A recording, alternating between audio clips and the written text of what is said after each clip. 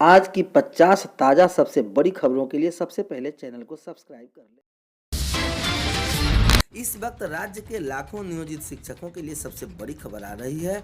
नियोजित शिक्षकों को राज्य कर्मी का दर्जा दिलाना मेरी प्राथमिकता। जेपी सिंह महाराजगंज सिवान से खबर आ रही है, जहां शिक्षकों को सम्मान देने की बात हो या फिर उनकी समस्याओं का समाधान करना, इसके लिए भाजपा हमेशा आवाज उठाती रहती है। यह बात इंजीनियर जयप्रकाश सिंह ने गुरुवार को महाराजगंज के कई विद्यालय एवं महाविद्यालय का दौरा करने के बाद कही।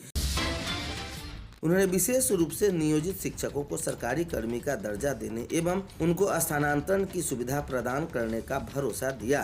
साथ ही उन्होंने वित्त रहित विद्यालय महाविद्यालयों को समय से अनुदान उपलब्ध कराने की बात कही। उन्होंने कहा कि इस बार वे सारण शिक्षक निर्वाचन क्षेत्र से भाजपा उम्मीदवार बनेंगे। उन्होंने जनसंपर्क की शुरुआत अनुमंडल मुख्यालय स्थित RVGR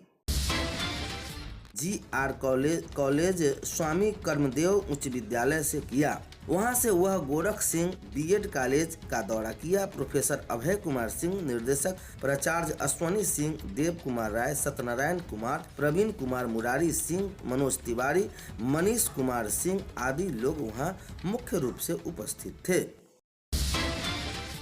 अवकाश तालिका का लोकार्पण। प्रारंभिक विद्यालय की अवकाश तालिका का लोकार्पण बिहार राज्य प्राथमिक शिक्षक संघ के अध्यक्ष ब्रजनंदन शर्मा ने गुरुवार को किया। राज्य सरकार द्वारा जारी प्रारंभिक विद्यालय की अवकाश तालिका का मुद्रण बिहार राज्य प्राथमिक शिक्षक संघ के कार्यकारी अध्यक्ष मनोज कुमार, प्रवक्ता प्रेमचंद्र और अखिल भारतीय शैक्षणिक संघ के कार्य समिति सदस्य नवल किशोर प्रभात ने अपने पैसे से कराया।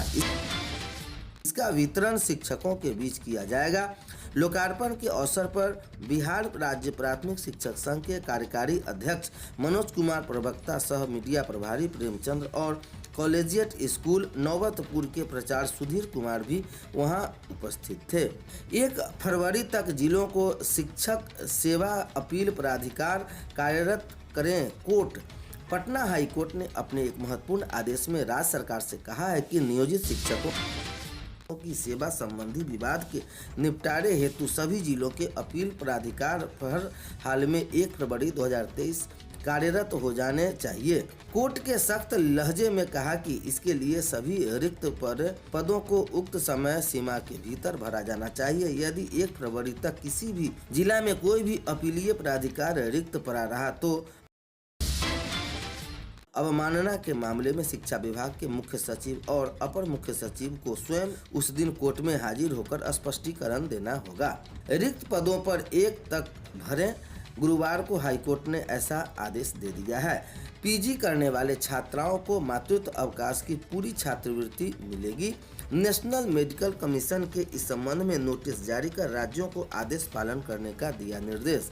मेडिकल कॉलेज में पोस्ट ग्रेजुएट पीजी करने वाली छात्राओं के हक में नेशनल मेडिकल कमीशन में बड़ा फैसला लिया है। अब राज्य के किसी भी मेडिकल कॉलेज अस्पताल में स्नातकोत्तर करने वाली छात्राएं यदि मातृत्व अवकाश में रहती है तो उन्हें अवकाश अवधि की पूरी छात्रवृत्ति तो मिलेगी ही, अवकाश से लौटने पर आगे की पढ़ाई के दौरान भी छात्रवृत्ति जारी रहेगी।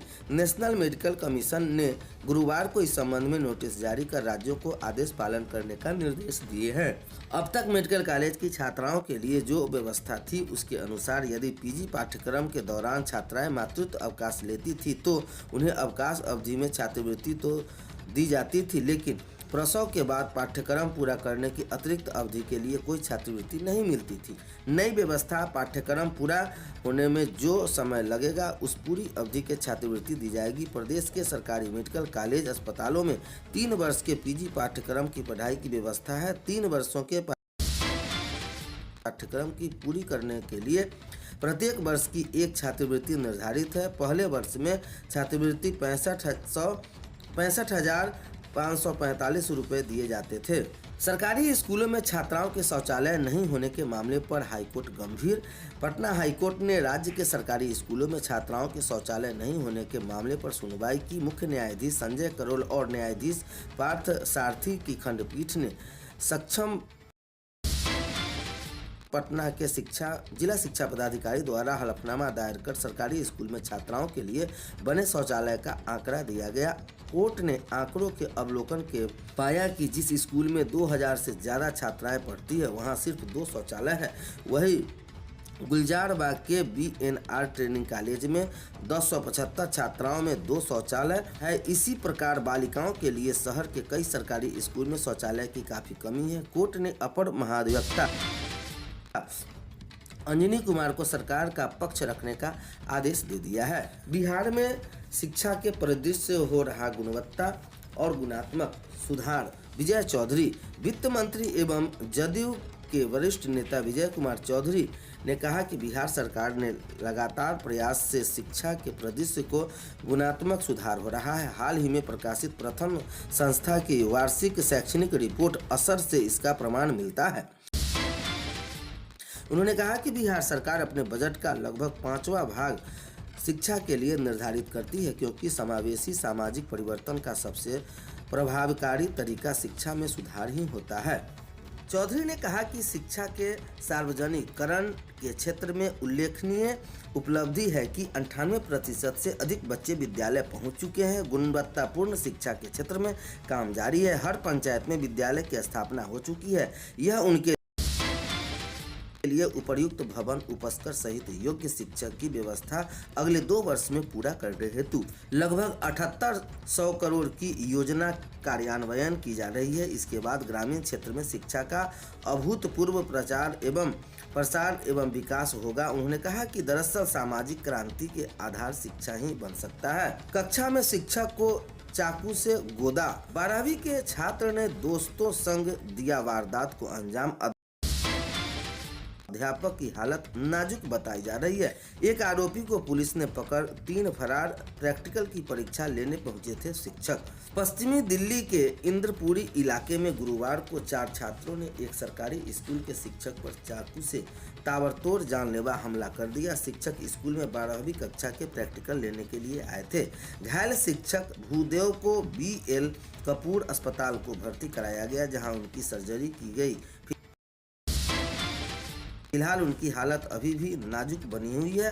पुलिस ने मामले में हत्या के प्रयास का केस दर्ज कर आरोपी को पकड़ लिया है। पीड़ित भूदेव ने भाई बताया कि अपने भाई सरकारी स्कूल में PTI के शिक्षक हैं। गुरुवार वह स्कूल में 12वीं कक्षा के प्रैक्टिकल लेने आए थे। इसी दौरान 4 छात्रों ने उनके भाई पर चाकू से हमला कर दिया। जांच में पता चल रहा है कि आरोपी के शिक्षक पर करीब 10 से अधिक बार चाकू मारे। अधिकांश चाकू पेट और हाथ पर लगे हैं। हमले के दौरान शिक्षक चाकू को हाथ से ही रोकने का प्रयास